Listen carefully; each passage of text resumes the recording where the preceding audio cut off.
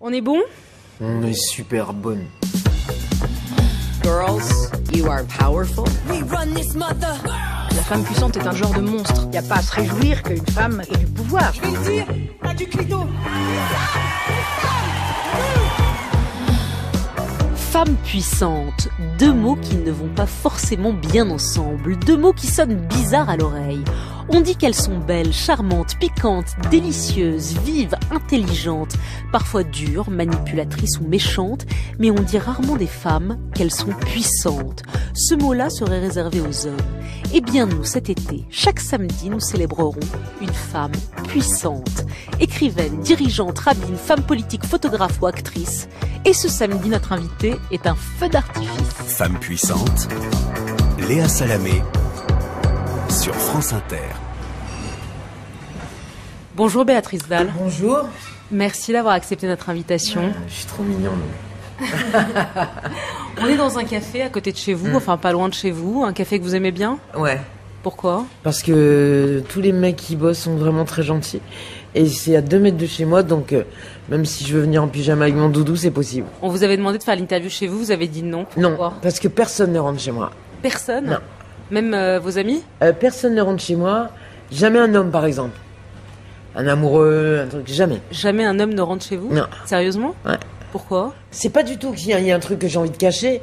C'est que j'ai pas envie... Tout ce qui est quotidien, tu sais. C'est ma vie, il a rien à foutre là-dedans. Le maquillage, les produits hygiéniques, la vie... C'est ça, c'est pas un complexe de truc de fille qui, tu vois. Ouais. Non, juste, j'ai pas envie. Pas envie. Non. Elle dit « plus c'est trash, plus je suis à l'aise ». Elle n'aime pas les demi-mots, les demi-teintes, les demi-mesures. Sa meilleure amie, Virginie Despentes, dit que quand elle joue, elle t'extirpe 10 000 émotions à la seconde. C'est vrai, mais c'est aussi vrai quand elle ne joue pas.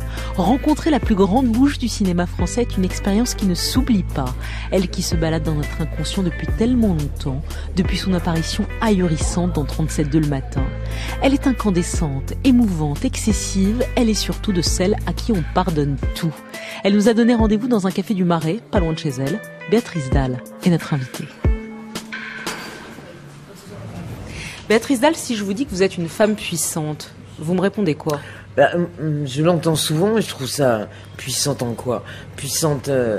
alors c'est à force peut-être d'avoir tellement de liberté et de dignité, j'ai envie de dire, j'en suis très fière, donc je le revendique, qui aujourd'hui, je me rends compte du respect que les gens ont pour moi, que ce soit ceux qui me proposent du travail ou les gens de la rue.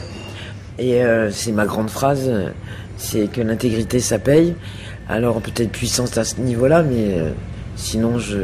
Vous dites la dignité ça paye. Ouais. Le fait de pas avoir fait des compromis ça paye. Moi, je trouve. C'est ça en fait qui explique à votre avis votre aura Ouais. aujourd'hui? Honnêtement, je pense, parce que tu sais, les gens ils dorment pas.